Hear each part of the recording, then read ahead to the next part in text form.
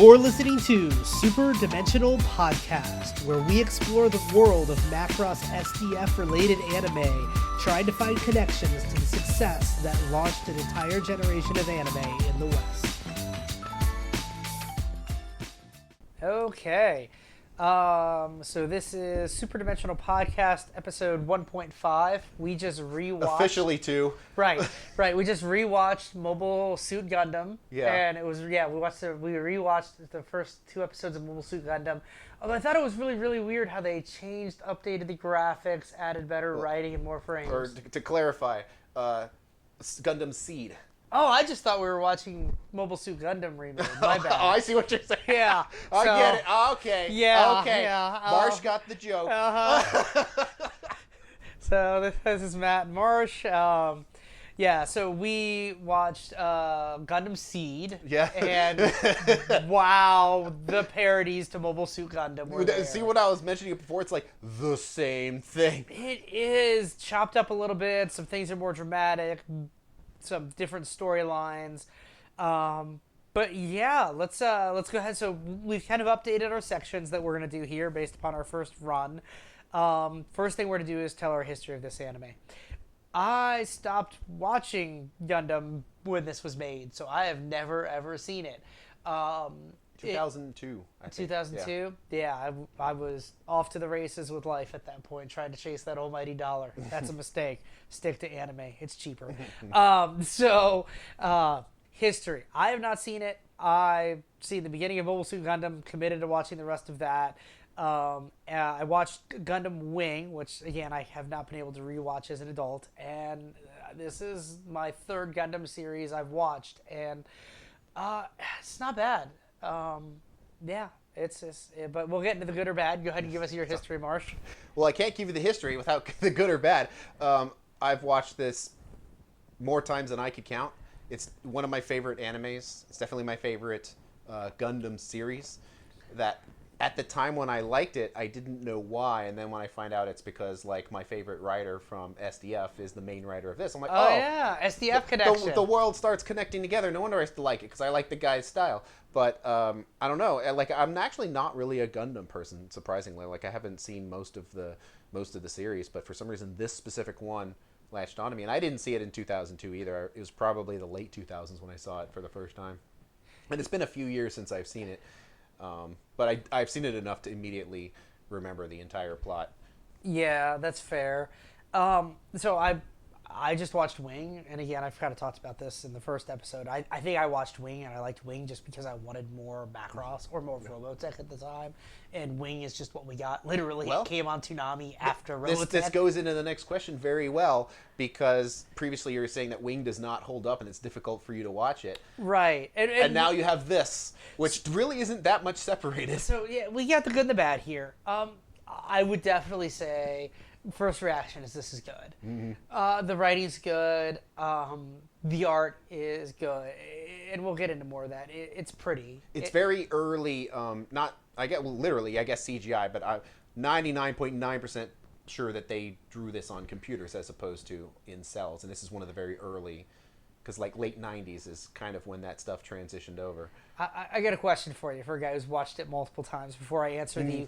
Obviously, you will finish it, because you have finished it multiple times. So we're thinking of, like, how many episodes is this thing? Because from what I saw, it is... There's Gundam SEED, and then there's, like, Gundam SEED Z? Okay, so Gundam SEED, 50. Gundam SEED Destiny, 50.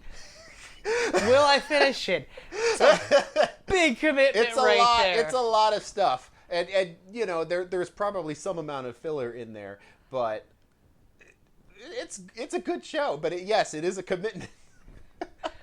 100 episodes between the two. It's a lot of Gundam. Yeah. So, would I commit to finishing the series? I don't know. All right. For someone who has very limited amount of time, or even watching SDF can be difficult. Committing to like 50 episodes of something is just difficult to do. I mean, you say that, but I've like put on SDF before bed. Like, and literally I'll just fall asleep watching it and pick up like the next time, like I'll just pick a random spot in the series and keep watching it. So yeah, it's that's a lot. So will I finish it? I don't know. In fact, I will commit to trying episodes 3 and 4. And I think if we do this, I think I'd rather review the first 50 episodes as a separate and then try Gundam SEED Destiny as a separate Destiny kickoff. is definitely worse. I mean, it's not that it's bad. It's just they're continuing the same concepts when originally it was expected to end. Okay. So a lot of it is kind of rehashing the same things. I mean, they still do their own story, but just stating that sometimes the sequel is not better than the original. In fact, that's quite common. But in their defense, is there anything that you know of where the sequel is better than the original? Well, everyone would say Empire Strikes Back, but I'm the one person who really doesn't like Empire Strikes Back all that much. See, I like Empire. I also like The Last Jedi. Please don't murder me. I like The Last Jedi more than Empire. I think it's the better movie. Everyone stop listening now. Yeah. I also really love Rogue One. So, I mean... I also like Rogue One as well. Yeah. Those are like the two... Rogue One and Last Jedi for me are the only good, like, modern movies from Star Wars, basically. Mandalorian Season 3 is trash. All right, let's move on. No one will ever listen again. We're good. We've lost every listener that we may have gained with our terrible first episode. This is hard. Which we've got the sections in here for parts they spent way too much money on and parts that were laughably bad. Both as far referring to animation. And I'm definitely seeing that this is specifically a Macross thing.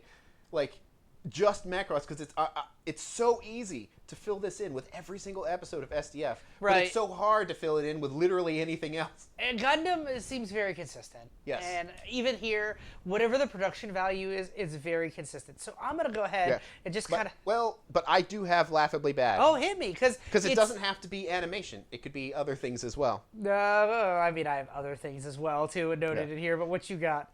So, like, for example, spending too much money, that is an animation thing because it's hard to spend too much money on, say, writing because it's just not that expensive. However, Laughably Bad can mean a lot of things and a lot of artistic choices. So my Laughably Bad part, it's from episode 2. And I say, when I say Gundam Jesus, I'm talking about Kira Yamato. Yeah. Everyone talks, like, this is the main flaw of this, is that the guy is literally God. And he rewrote the OS for the Gundam in like 5 seconds while the enemy was trying to kill him. Okay, is it really any better than somebody finding a manual? He literally hops in a Gundam with some chick, sees what she does. He had the manual. He didn't. Matt, you're a programmer. How long would it take you to rewrite an operating system? Is it longer than 5 seconds? Okay. There's a lot of flaws to this. And my technical title is engineer. Yes, I can write code. Yes, I actually written operating systems. One of them I wrote when I was... How old is he supposed to be? That's a good question. They didn't actually state, did they? No, they didn't. He's definitely in high school, though, is what they Yeah, did. they made him kind of look like he was in college, but my guess, because this is a Gundam series, he's probably not. Yeah, because they said professor, but... And in Japan, a lot of the high school and college could be interchanged, but... I would guess he's like 16 or something, if my guess. I mean, that's about the time I wrote my first operating system, and I'm not saying on this podcast that it was anything glorious. It was just experimenting how to build something like that. It was pretty cool. I also built a graphics renderer for it as well. That was another fun thing. And they did build it where they showed him, like, they were in the laboratory working on a Gundam-like machine, and they just didn't understand what it was for. Right. So he was actively working on these systems. That's where I was going, so, yes. Is that he was likely had familiarity and rebuilt something that had gaps. Yeah. Now, how quickly you could do that? Yeah, that's not exactly realistic. And you could also say with original Gundam with Amuro, where he has even if you have the manual, it's probably going to take you longer to figure it out than he did because you couldn't even read it as fast as he. Did I see neural networks pop up on this thing at one point? Yeah, I think that's what the excuse of what the N was in Gundam because they had to make it an acronym. Well, however, that would have helped because you say that, but as far as I know, there's no it's not like on Gundam Wing where they had this thing that read your thoughts or whatever, made you go crazy. I don't think that's a plot of this. It's not like a helmet you put on. It's not reading your thoughts. It's a machine that you pilot. So it's And I had a reason for that. Yeah. I have it in the note here, which is that having AI assist you in piloting, actually a plus. When you go back and look at the original Gundam compared to this, it's a lot harder for you to sell me that he fixed everything technically wrong with something because AI fills a lot of gaps. In fact, I'm going to jump ahead, but something that didn't age well for me was the lack of AI. Yeah.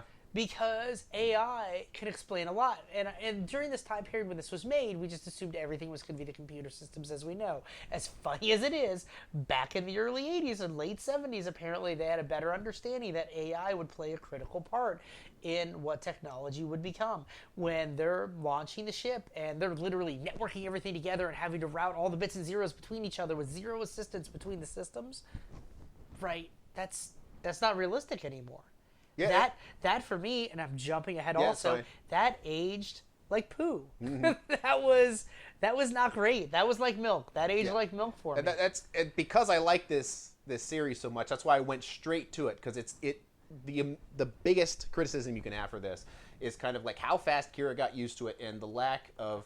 Now they take the plot later to where he like rewrites the OS so other people can pilot it better, Right. To contribute. But Let's say he patched it, that he got it usable. Yes, that he quickly was a programmer who saw some gaps, went in, knew what needed to be placed where.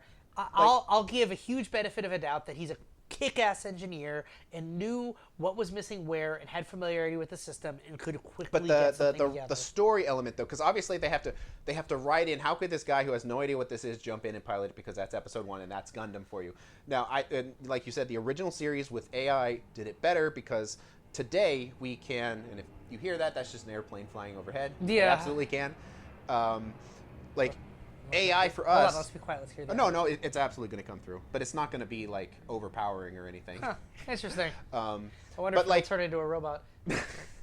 It's too big for that. Really big robot. Spaceship-sized robot? Sorry. That using AI kind of is a legitimate reasoning for it, and like the original Gundam, they didn't say AI, but they specifically talked about the computer, and he had the manual. Whereas either the dub or the sub did say AI. Okay. The other one said, so I think it was the Japanese said a machine that learns, and in the English translation, granted that was over 2 decades later, it became AI. But even then, back in the early 2000s, this is early 2000s, and they didn't use or leverage the concept of AI. The only, and we're seeing it right now on screen, and I made note of it, the only AI you see is the AI-controlled cars, which I do think ages like wine, but... And they don't even bring attention to it. Good call. But good catch. They clearly they wrote it that he reprogrammed it. So whatever the AI in the Gundam was, it was so bad that he had to rewrite Programming. Yeah. I wouldn't even call it AI. I'd just say programming, because you could see him literally moving fat file structures around. Like that doesn't age well in an era of Kubernetes AI and GPU. It's just a bit much. Like I understand the whole they had to like have their gimmick of how the guy got in there and how he could use it, but I felt like they made him look too much like a god, and this happens the entire series where it's not that he's unbeatable, but he's basically better than everyone else, even though there's a plot reason for it, for the entire series. So he's Gundam Jesus. So that's like the one issue that a lot of people have, and even I do, and I have to look past it because it's a negative I see. But what you're seeing here is the very beginning of it, and it never stops. It keeps going until the last episode. Fair. All right, I'm going to jump into what I thought was absolutely fire. And you can laugh at me because I'm sure you've got this beautiful, methodical answer. When the color came to the Gundam, it sounds so silly, and yes, sold every toy in the world, but it got me. It went from this dull gray thing that looked just like everything around it to this beautiful, vibrant thing that just really pulled my attention. And then when hold on, I can find the note here. The 2 characters you get, Kira, Athrun. Yeah. Theirs turned red, and I'm still trying to figure out that dynamic a little bit more. But the color, I don't know why. It was an anime without a lot of color outside of the characters. It's just, that popped. Well, here's the question. Was it weird to see a Gundam that was gray, like just a normal machine, instead of all these bright colors? Yes. But I think that sold it, and I look forward to, this is me watching a few more episodes, right? I look forward to actually seeing how that'll become a story element of the armor, for instance, that it seems temporary in nature. They're battery powered. No. Yeah. So it only has so much battery, and then when it loses power, not only do your weapons go out, but your armor does too. Interesting. Yeah, and I imagine getting hit by shots actively drains. So it's batteries. active armor that's battery based. So Okay. like on the second episode where he's like, where's the battery pack? And she's like, it's integrated into the weapon. So he had used a bunch of power, and he didn't drain it all, but he used a bunch of power. But then by putting that weapon on, it recharged. It took because power the from power and the weapon So he was were able to one. keep that fighting. was mentioned. So I also really enjoyed the let me find it here, the Zaku's. It was the Jin. It was very Yes. cool to see those again. Yeah. My goodness, this is a spiritual remake. When you talk about a spiritual remake, that's definitely it. But okay, so I think we hit the age like wine. Like you did a great call out with the automatic driving car. Age like milk. You heard my argument in AI. I'm happy you appreciated that because it's a silly thing. What did 1979 get so right that 2001 didn't there? So what did you have anything for Age Like Milk? No, but I have parts that are fire for episode 1. Oh yeah. Because I did my. Sorry for the clap. I get excited. Because I did my fire, which again for me was the color. What you got? This whole episode. Oh God, really? No, like all right. So in my notes. Can't wait for SDF. Hey, what's fire? Everything. So my first note, the first note I took of Gundam SEED is cool. We're watching the good one. God. And later on, one of my notes was fuck yes, and in parentheses I said no reason. And, It's definitely dramatic and emo. The and then, Char and then character. level 2, I said I'm gonna say it again. Fuck yes. And then later in episode 2, I just said fuck yes. All right, so the Char character. What's his name? The masked guy who's in every La Gundam. Crusade. Oh my God! Even the name's dramatic. Yes, it Char is. was very tactical, very polished, and La Crusade, he's just so softly flamboyant. Maybe that's the right way to say that. He definitely has a. He's very unique, even amongst his peers. He has a flow way about him, but in a very overly pronounced, overly pronounced dramatic sort of way. But I definitely thought that was interesting. So what the hell is with shooting at kids, huh? Yeah. Jesus Christ, firearms. Apparently, I'm a good enough shot where I've shot a lot of guns. Apparently, I could just shoot next to somebody and not accidentally hit them or ricochet. Jesus, woman, stop aiming your gun at kids. My note was was I'm not going to smack you, but I'll totally shoot you in the face. Right? Like this got serious fast. It did. And no girl got smacked. I mean, somebody was traumatized at their father. Let me find that part here. Let me find my note here. So your father betrayed everybody. Her father betrayed everybody. You found out that he was a her, and you didn't slap her. Nope. Good job. Like he just grabbed her by the arm and just took her to the shelter. He It didn't like supported smack her. her. Yes. Right. Emotional support. It's amazing what 20 years will do. 20 years of or progression. 25, I guess. But yes. I mean, you still grab her probably a little more aggressively than you should by the arm. And why is it a big deal if she's a girl versus a boy? Like, okay, she's a girl. Let's move on. And then you get to the shelter, and it's like, we can't take you guys. But she's a girl. Okay, yeah. I'd be like, if I were the girl, I'd be like, please take me anywhere but that shelter. They are way too eager to have a girl in there. So, obviously the Athron Kira storyline is going to be big. It's good that they build that and have that nice plot twist. They have an episode that has a plot twist by the end, which is awesome. And as far as Athron and Kira, I called this the other love story, and I'm like, it's pretty good. Where it's I mean, you can kind of see where they're going. Where they're not literally brothers, but it's like brothers being on opposite sides of the war. Yeah. And it's a really emotional kind of beautiful story to tell that just sucks because Yeah.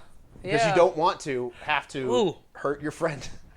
And they overly talk about technology in such an analog, sequential not maybe analog, in such a digitally sequential way where everything has to be aligned perfectly, which kind of goes to that gap of AI. And I kind of felt like that was pulling away from the overall more beautiful work that they were doing, setting a political atmosphere. And I think if they just would have tried to do a little bit of that and focused more on the political, I get the world building, and especially because it sounds like it's going to be such a there's a lot. It's a huge story element. There's a lot of with politics Kira. in this, and Well, I was referring to the whole digital technology thing with Kira. That's obviously going to be a very important plot point. It's what he's good at, and everything seems to run on these highly digitally sequential, everything has to be aligned kind of computing. And he's good at it. So you were going to say political? Sorry. yeah, well, just that there's a lot of there's politics in this. There's racism in this. Interesting. And part of it is we're only watching, or at least at the beginning, we only watched 2 episodes, so they can only do so much. 50, Jesus. But one thing I think is quite impressive is for 2 episodes, they actually jammed a lot in here. Would you say they jammed in as much as SDF did in 2? I thought you were going to say 0, and then I could say fuck no, but now you said SDF, I have to think about it. 0 emotionally crams in more in 1 episode than this did in 2. Forget your Kira. You will think about death and cry if you watch 2 episodes of 0. Yes, you will.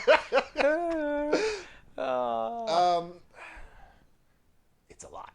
They put a lot in there. I mean, I think it's very effective. That if you were going to be interested in this, they would have gotten you with the first episode. Yeah, the first. Yeah. It didn't need 2. Even when we were watching 2, I definitely got hooked within 1. Am I going to watch 48 other episodes? I don't know yet. Time will tell. And here's a question. I always like thinking about the art. Do you think the art holds up? The style? Do you think it's... I think it's quite unique. But what do you think of just the character designs? Yu-Gi-Oh! Oh, yeah? Yeah. It's just, yeah, I can see it. It's that era of 2000s anime. I've never liked it. Okay. I've never really disliked it either. I'm definitely your 90s anime type as far as the way things look. It's detailed, but it's computered, and it's still the path of least amount of work.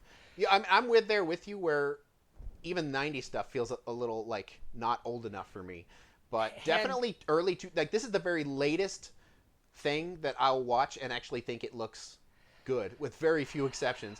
There are a few, but this is definitely in the era where we're going to use computer graphics and make this as cheap as we can without making it look like it's as cheap as we can. Yeah. I like the false piece they talk about, how they used, it's the whole, you don't know what's going on here, kids, stop talking, you're not in an area of peace. We use the cloak of false peace to build secret weapons. They didn't say any of this yet, but it's kind of obvious. One thing I think they did really well is in a lot of shows like this, it's a very common trope where I think the trope is called adults are dumb, where the kids know everything and the adults are just idiots and don't understand things, where in this, it's actually the other way around, where the kids are innocent and stupid, and the adults are they're like, oh, why are they attacking? We don't deserve this, until it's you're so stupid. Yeah, you do. You don't think that something isn't going on here. So, for example, here's an example that Kira did not realize the enemy would self-destruct after he lost the battle. He just thought, I won, it's over. Yay! And the lady's like, dude, get away, he's about to blow up. So he had no idea what was going to happen. And even, I think, what's her name? Ramius didn't, she's not even a Gundam pilot or anything. She's just a mechanic. And even she knew that the guy would self-destruct. But Kira didn't. Even though he was, Gundam God, he didn't realize all of that was going to happen. And also later, when the kids are like, why are you pointing a gun at us? We didn't do anything wrong. And she's like, you're prisoners now. You've seen this top secret thing. You can't leave. And they don't understand it. And that part where they introduced every Gundam pilot to you? Yeah. Oh, no, those are... I was wondering if that's what it was going to be. Oh, no. Oh. I see, but I get it, though, because it felt like that. It did. So, funny fact, you know how I defended the operating system when we were talking about it and what he did there? The truth is, at the moment, I have a note from that section, shitty OS, LOL. So, I mean, really going back to that first episode, I did struggle with that. I did kind of justify it in my head as we went through more and more. But the parody of the first episode of trying to use headcanons first, then going to a punch, it was very reminiscent of Mobile Suit Gundam. Floating corpses, lots of blood. Yeah. Yeah, I mean, very reminiscent of some of the corpses that we saw out of Mobile Suit Gundam. It was definitely darker than I expected. That's the one thing that's a mismatch for me in this. The the darkness of the anime doesn't match the animation style. Well, yeah, and it goes both ways. So like it's dark in the sense of blood and violence, even though it's actually quite mild, really. But however, no one's entire family got killed on screen here. Well, yeah, you did lose an entire trained military force on the ship, which also paired Mobile Suit Gundam, where they had to bring in the young people and I'm trying to remember what they said. Everybody left as a construction worker. Like a lot of people either die on screen or off screen here, like military people. So like the ship that Mu came in on was its final voyage, and it was going to be decommissioned. And then they're like, a battle happened, so they had to send it out, and then it immediately gets destroyed because it's ancient.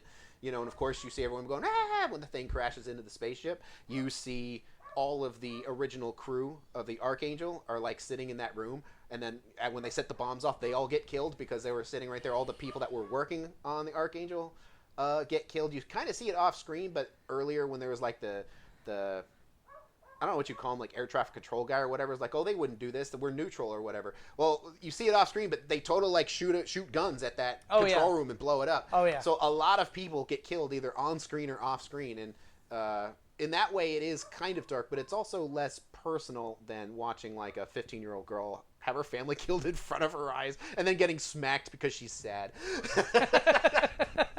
So, I like what you're saying about the battery-powered Gundam, because one of the things I've always struggled with is I feel like in every other Gundam series, they don't really talk about the power source very much.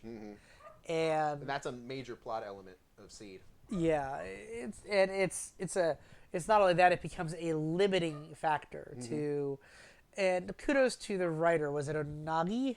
Onogi. Onogi. Yes. He's the main writer. Is not the only one, but he's definitely one of my favorite writers and one of the reasons why I think SDF was so good.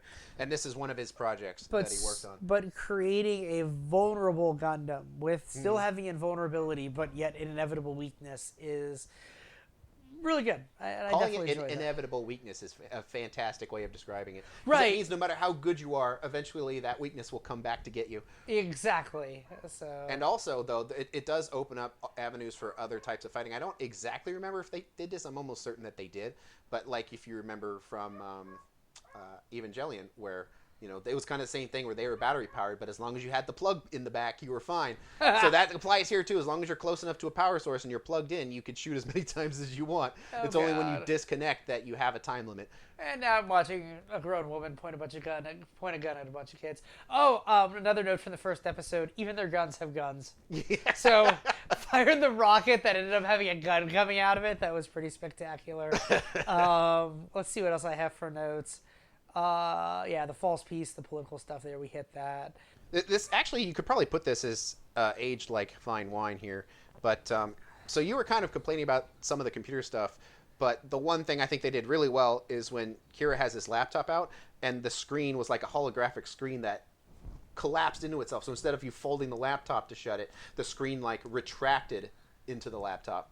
And I thought that was kind of a cool way of doing a futuristic thing without going completely nuts, because it wasn't totally holographic, because it still had a screen thing that had to like essentially get wound into the laptop. It'll be interesting to see how stuff like that actually is another 10 to 15 years. The fact that the kids were working on the Gundam systems, not just Kira, but kind of all of them, but without knowing it. Yeah, they didn't really know, and they don't. The series doesn't straight up tell you, but there's like it's not a Gundam-sized robot, but it's kind of a smaller robot that a human could fit in, and it's pretty obvious that they're telegraphing that they were building this without realizing it. Right, and that they were effectively, and that would also explain why the professor was pushing them so hard. Yeah. Does the professor ever come back as a character? I don't think so. Okay. No. And also, it somewhat explains why Kira could quickly fix the errors in it. You're saying it now. He didn't rewrite the operating system. He fixed the error. I think it was that's a. No, I actually think I'm pretty sure he straight up rewrites it if I remember where the story goes. Future state, I get that, but for the moment, I was. No, I think he. I could be wrong, but I'm pretty sure he literally rewrote it right here. That But would be absolutely he didn't just ridiculous. fix the problems. That would be absolutely ridiculous. Okay. Let's see. One thing I said is... G weapons. well, I said, that's a hell of a lot of unique characters for an episode 1. There's like 30 unique-faced characters with names in the first episode. So, in all fairness, Mobile Suit Gundam does that too. It did, but I feel like there's more. There's more, but it goes back Yes. to establishing all of those unique characters. Mm-hmm. G weapons, right? I mean, I assume they're referencing Gundams when Yes. they keep saying G weapons over and over again. Does that name stick for some reason, G weapons, or do they only use it as an introductory until they start I using? think it more or less sticks. Yeah. Gundam. In this it applies to, well, because they built more than one of them. So they're just talking about the special project to make these. So they're specifically talking about this project that they were working on at this space station. Gotcha. So there are 5 of them because they built 5, and of course that is the Gundam number. Oh, 2 sides of the same war. I have a note Yes. for that as well. Intertwined fates, right? It made me laugh because of the dramatics of it, right? I think like Endless Waltz, where it's effectively that those intertwined fates. I get what they were overselling because I've watched Gundam before, especially anything that's pre-Wing. You have that Zex Hero relationship, and those two that will always be locked in conflict together. And I assume we're going to see that with Arthur. Let me find my notes. Atherin and Kira. Yep. So that is interesting. One thing I said, it's kind of similar to your armor thing, but I said Gundam Rising from the Flames was pretty artistic and awesome. Right. Like seeing like the sparks and the ashes as it was standing up. The other comment I had going back to Mobile Suit Gundam is it was literally when it was barely moving in the beginning, it was very reminiscent of that first Mobile Suit Gundam as well. Yeah, it's not just like a spiritual remake. It's like almost literally a remake, but with different characters. And shifting dynamics around a little Yeah. bit. And I am definitely going to finish Mobile Suit Gundam first, because also it's a smaller commitment. Yeah, much smaller. Much smaller. One thing I said, this is for episode 2, but it's Gundam Jesus to the Rescue. Yeah. Because that's going to happen a lot, and it might get old, but get used to it. Although I'm actually fairly certain that that's kind of how the original series was, too. It just hasn't gotten to that point yet. I said the computer stuff holds up. Not necessarily like the OS of the Gundam, but more just the on-screen displays, like when they're starting up the Archangel. Yeah. Not necessarily from a realism standpoint, but it doesn't look awful, considering that it's 20 plus years old now. Having to coordinate a bunch of systems together manually without any type of assistance well, that might explain kind of his OS level complaint, right? And maybe it is somebody who wrote operating systems, and you're kind of thinking about how if I have to align 14 things to accomplish one, I'm build something very poor. And maybe that's what they're trying to illustrate with. So effectively allow an engineer to look at a technology problem and say, if I want to do one thing, I should only have to do one thing. I shouldn't have to do 14 things. And maybe that's what they're trying to sell. Well, that basically does it for my notes. Do you have anything else that you needed to talk about? I took notes. No, I mean, that's really it. I definitely want to talk about the music. So for me, I know I'm a fanboy from back in the day, but love Just Communication from Wing. Fire intro. I definitely had vibes of the intro for this. You can tell they were really going for that, the way they splashed the characters across the screen. They've got a couple banger songs across both of the series, and they also change partway through. Good. So there's a variety of songs you get, and most of them are pretty good. Some of them are really good, but I don't think they're as good as Gundam Wings are. But definitely they were going for the same concept, to where they wanted you to like get excited for the intros and the outros. Right, even the way they splashed the characters across the screen in the beginning. It was very reminiscent of that.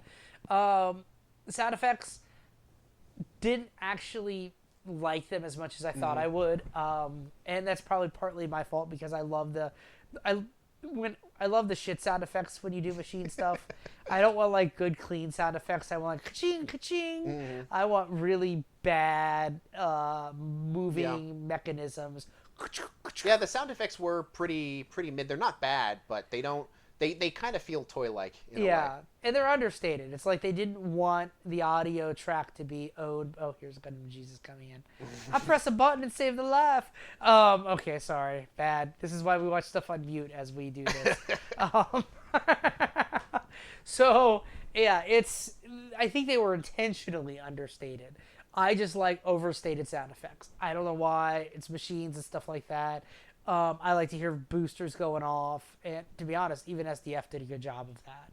When they ejected stuff like that, like the missiles would fire, you get the fire up of the missiles and then the launch. Just really, really cool stuff. So they were understated. It's not that they were bad, but they were understated. Does it feel dated? In some ways, because it's the early era of like computer aided graphics, I would say yes. I'm fine with it, but we're watching the 2011 remaster, just FYI. But they didn't like reanimate or anything, and they just upscaled it. Upscaled it, yeah. And they did add a few new scenes, and they changed some of the intros, but they're mostly the same from what the original was, as far as I remember. But I would say it's a tiny bit dated, but considering it's more than 20 years old now, I think it's just fine. You would expect just about anything to date itself slightly, right? I think it's acceptable. That I don't think it's so old that anybody who watches it will be like, oh Jesus, this is like ancient, like this is terrible. Because compared to like the original Gundam, where it's like you have to get over that hump of how old it is, this right. I feel it's not that much different from modern anime. You can palate it easily. Like the dialogue, the characters are kind of what you would expect from modern anime, so it's not gonna really have anything, well, particularly offensive. Thanks for the word, Gundam. you actually, as you're watching this, it makes you appreciate Mobile Suit Gundam more on what they did back then by hand. Yeah. Because, yes, you get many more frames per shot, but really the story they're trying to illustrate with those frames, not that different. Mm-hmm. As we're literally watching parts that feel like almost a shot-for-shot remake. What did it innovate? Man, we really stunk at doing our first episode. We were all over the place. No, that's fine. well, as I'm doing this now, I'm like, well, no. It was let's say it's intentional, because if we talk about what if it's going to innovate, I'm going to spend 2 hours talking about SDF. So right. Well, and we're going to get better as we go, and we learn, right? We know which questions to ask, which ones not to. We know to play it in the background on mute. Also, this is why we're not doing SDF first, so we get better at it. So we don't like spoil that episode. We have to give that justice. As far as innovation, we're beyond the point of innovation at this point, no, and we're just hitting mainstream? I think you totally can innovate things in 2024. I just don't think that was the intent of the show. So I more see it as entertainment. And it's also not a fault against the show that in it itself is a remake of something else, which really limits your ability to innovate if you're just doing what was done before. There are, it's possible there's certain plot elements that were never done before, but overall... you just keep going. Overall, I would say overall, it doesn't really reinvent the wheel, even within Gundam. So you're not going to see stuff here that you've never seen before in other Gundam shows. It proves where it innovates is that it proves that you can take something from 20 plus years old, and retell it with extra context, changing it, and taking something in spiritually in what it is and just making it better. Yeah. I think that's what it proves that you can do from innovation. Is it still relevant in modern society? Yeah. It's war. Yeah, that's one thing that is fairly timeless in pretty much all the Gundams. Well, I don't know, Gundam Wing's kind of annoying. But oh, by the way, for Mobile Suit Gundam, I had a note here that we didn't talk about, which was shockingly, yes. I would not have thought Mobile Suit Gundam would have been relevant, but it was. Mm-hmm. And we talked a lot about the war element of it, but this is relevant, but the one that still shocks me is the fact that Mobile Suit Gundam was. And it doesn't stop here. There's definitely some scenes that come later where you're like, oh, they went there. And it is depressing, and it also changes characters based on things that happen. So it, like many of the Gundam series, it makes war feel bad. And it should feel bad. That you see a lot of people getting killed, and it's just kind of depressing. I think that though that the original Gundam went super hard watching that girl's like entire family immediately get killed. Really hard. It doesn't go anywhere near that hard on this. Yeah, and then slapping her. But yes, get over it. Your family's dead. The story it tells of the problems of war is essentially timeless. So I think it will always be relevant to that extent. The thing that would make it not relevant is bad writing or bad production value, which I don't think neither apply to this. So I think that it's halfway to being as old as SDF and Gundam, and I think it's aging just fine. So do you what's his name, the writer from SDF who did this? Onogi. So you really feel his contribution, because the dialogue's great. It's really good. I'd have to look to see exactly which episodes he wrote and exactly his contribution. I'm pretty sure he was the series composer of this, or in other words, like the main writer. Yeah. If not, this is like the guy's entire, like if you ever want to look him up and look at his entire career of writing, you're like, wow, that guy has written a lot of good stuff. And this is definitely one of them. Part of what I've been trying to do is find out why is SDF good, and instead of just asking someone, you tell me, instead what I do is I research the people that made it, and I see where that takes me. Data points. Yes, and then when I found out that he worked on, so happened to be one of my favorite animes, and I had no idea, it totally doesn't surprise me, but it's a data point that suddenly kind of brings it full circle to where I think he's a major reason for SDF being successful. And I never asked anybody, I just found out all the other great stuff that he's done and other shows we will review. His name's going to come up a lot because every single time he does something, I'm like, well, that was fire. So, are we ready to score this? Yeah. Okay. I won't send this time until you tell me to. To like actually look at things. Just as a baseline, SDF 10, 095, D. There's no way I can rate it as good as either 0 or You Remember Love. I understand. Just let me know when we're sending. Hold on. I've got my number. All right, send. Oh, well, not yet, but I already got my number. No, it's fine.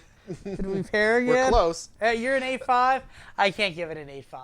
I can't rank it above Orgus so far.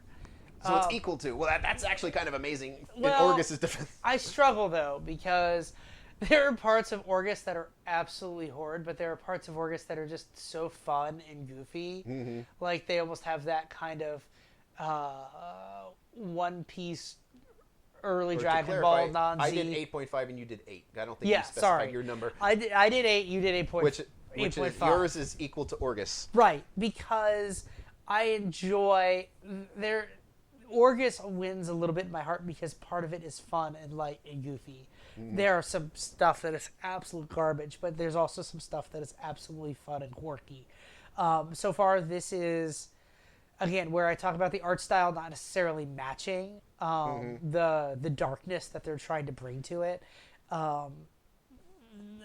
If I watch this and there are parts that are fun and lighter and enjoyable, but right now it just seems to be like it's going. So. I think it's going too hard. Like I don't like Orgus, where there's really like you say that, but Orgus doesn't have. Let's just call it the swimsuit episode. Or every anime has to have not necessarily a fan service episode, but a lot of them have like just some episode where they waste time to make you feel good. Yeah. That doesn't really exist in Orgus. It doesn't, but there's this overall feel of fun. But it doesn't exist in Gundam SEED either. It never.